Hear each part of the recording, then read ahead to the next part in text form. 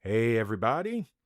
I'm back. It's been a while. It's your friendly neighborhood super Negro, Anthony Sterling, and I'm doing a movie review. So, yeah, I know. It's been a while. Last movie review I did was Wonder Woman 84, which you can check out on the tag that'll pop up somewhere on the screen. So, check and see how I felt about that movie. But, first one for 2021, and I'm going to start it off with somewhat of a bang, I feel, is a bang. So, the movie I'm choosing is about that guy right there. Not Spider Man, not Deadpool, not Black Panther. The God MC himself, the GOAT, Mr. Biggie Smalls, aka the Notorious B.I.G., aka known by his mother as Christopher Wallace. In the 2021 documentary that's on Netflix called Biggie, I Got a Story to Tell. The documentary features rare footage filmed by Wallace's best friend, Damon D. Rock Butler. It includes interviews with closest friends and family, revealing a side of Biggie that the world never knew. Okay, so I'm just gonna cut straight to it. I loved this documentary. I felt this documentary, to me, felt complete. It gave pretty much a full rounded story about Biggie, and I know there were a lot of interviews since he's passed. People who knew him would say a lot of things, but sometimes it felt like they were talking about him more as an artist and as a MC than as a person. Now, the personal ones were mostly with his mother, which automatically, well, I will always enjoy listening to because I always did like to listen about people that I admire or like. I like to know him as the human being, not as the superstar. But the fact that they used raw footage that was shot by D-Rock, it was more personable. It really drove home who Christopher Wallace was. Now, if you want to say, well, yeah, we know who Biggie was, we saw Notorious.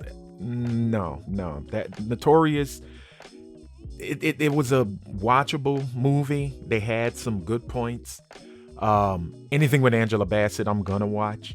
But at the same time, it really was lacking. It had more of a sensationalism, and the documentary to me encapsulates that perfectly. It starts from birth to his untimely passing, which to me, still to this day, I still don't understand how that murder has not been solved. That's completely ridiculous, just like with Pac. Since it's a documentary, there's a few things that, can't really dwell on, like script. There is no script. This is raw and uncut. And that's the beauty of it. You got Biggie, you got Biggie, you got Christopher Wallace, you got best friend, you got husband. They didn't talk too much about well, let's talk about the dirty things. No, this documentary was more of a celebration of a man who came from humble, meager, somewhat broke beginnings. He was a good kid, got into the street life, became an MC, became one of the greatest MCs, and sadly, taken out far too damn young. Far too damn young. I will say the highlights out of all the interviews, I have to say the conversation with his grandmother back in Jamaica. That's one of the coolest things about this documentary. They actually go to his Jamaican roots and they speak to his grandmother, who's now 96, maybe 97 since this documentary came out. His uncle Dave. You want to know where Biggie got his swagger from, where Biggie got his flow from? It's two people. It's his Uncle Dave and jazz musician David Harrison, who lived a couple of blocks away from where Biggie grew up. And the conversation with them really showed, look, Biggie wasn't a thug. He wasn't this gangster. He was a good kid. He was a smart kid, but his environment dictated where he was gonna go. But the beauty of it is, while he could have been a true product of his environment, he flipped the script, just the whole deal with himself, making the bet like, yo, if this rap shit don't work, I'm going back to the streets because it's quick and easy money. But also, he does tell you that street shit don't last forever. And that's where I'm like, you gotta love him for that, because most cats will always talk about the glitz and glamour and the joy of it. Biggie was like, no, not even. It's you're standing on the block for hours upon hours. You're getting fairly good money, but you never know when your time, your clock is gonna get punched. It could end just like that.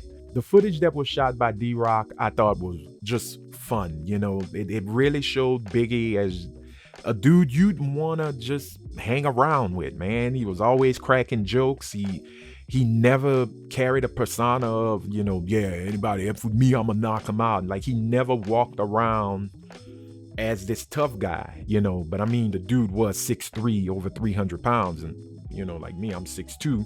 I ain't 300 pounds no more. I'm like 270. But tall, big dude,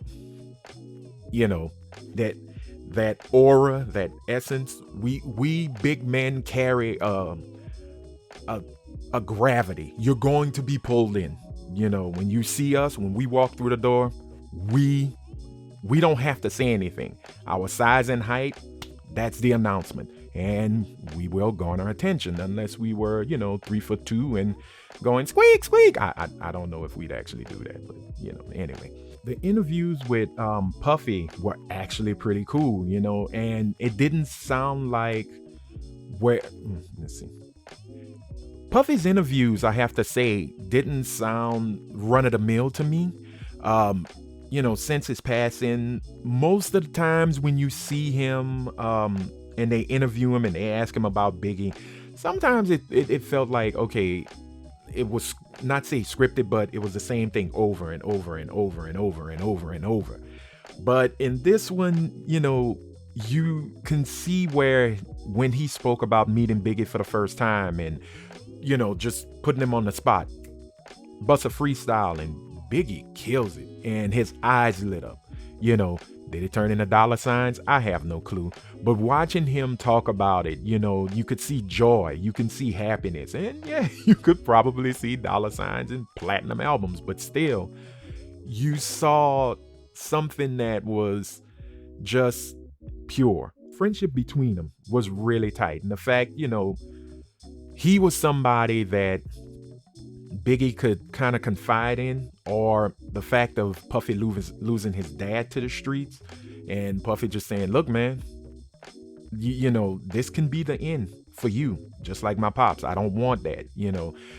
Even Biggie's homies, C Gutter, Ali, rest in peace to him, they really saw that talent that he possessed, and the way that Biggie flowed.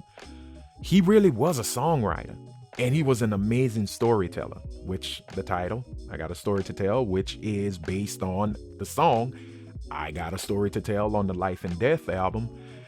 You can, if you go and hear that song, you can see why this dude was one of the best storytellers.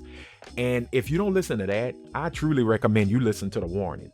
That is the song that made me become a huge Biggie fan. Not just in size. The one thing I'm kind of sad that they didn't do, because they spoke to Cheek Delvec, who was a part of Junior Mafia. They spoke to Little C's, who was a part of Junior Mafia. But one person was truly missing, and that was Kimberly Jones, aka Lil' Kim. Where was Lil' Kim in this? I really wish they'd have brought her in. And yes, they did talk to Faith. And her interview was really good, especially when she spoke on the phone call she had with him when he finds out, Pac was killed. And Biggie was just on the phone, just crying, and I don't want to give you the whole thing, but because I really want you to see this documentary. But I really wish Lil' Kim was in this documentary, because she's a huge part of his life as well. Now, I don't know why she wasn't there. I'm not going to speculate. I'm not even going to try to make a rumor. I just really thought that was the one piece that was missing, was her. You know, if she was in it, I think this documentary would have been 100% complete. Right now, I'd say it was more of like, you know, it was 90% complete, you know, but she was a huge factor and she should have been there. As with all documentaries, got to come to the end, got to bring in a conclusion. And we all know how the story of Biggie ends with his death, and just the moment of Miss Wallace getting the phone call from D-Rock and hearing the cry and things like that, you know, it got me. It still gets me to this day, man, you know, because I remember March 9th, 1997, you know, when he was taken away and you heard it on the radio. I was buying the Source magazine with him on the cover, you know, because they were promoting life after death. And, you know, it was surreal, you know, to know that, damn, why? Just like with every great artist who've left this planet way too soon, way too early, way too quick, you start to wonder, where would he be now? In 2021, where would he be? There's one line that Biggie did, and I know that he said it on You Can't Stop the Rain, if you know the Shaq song. The line goes, I rely on Bed-Stuy to shut it down when I die. And they truly took that to heart. And they did exactly that, especially when they showed the funeral procession going down Fulton. It was, I say Fulton, it's Fulton. Sorry, I'm from the South. New Yorkers, don't come after me. Brooklynites, don't come after me. Just to see people out there not crying, but celebrating, blasting his music, you know, calling out his name, saying thank you, you know, the Brooklyn boy made it. It was something that gets you here, gets you in the heart, pulls the heartstrings, you know, because he was that hometown boy that made good. So my verdict, if I'm telling you I loved it, I want you to see this documentary. It is on Netflix. Take the time out. It's not long, which I will say that is kind of a minus for me. It only clocks in at 97 minutes. I would have liked a full 2 hours, but in that 97 minutes, it runs the gamut of Biggie. I mean, it breaks it down. It's well edited. It's just well done. So definitely I'm not gonna do thumbs up or thumbs down. That's already taken. Yeah, bruh. Go ahead, check it out. Biggie, I got a story to tell. No joke. It is not a waste of time. Trust me, you'll thank me for this. So go watch it. That's it. That's my review. Hit that red subscribe button. It will only take a second. Blue thumbs up.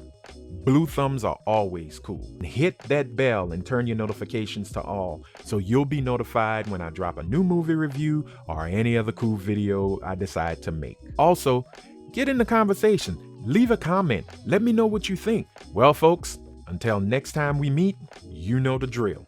Wash your hands, wash your feet, and most importantly, wash your ass and wear a damn mask. We're still in a broken Panasonic, y'all.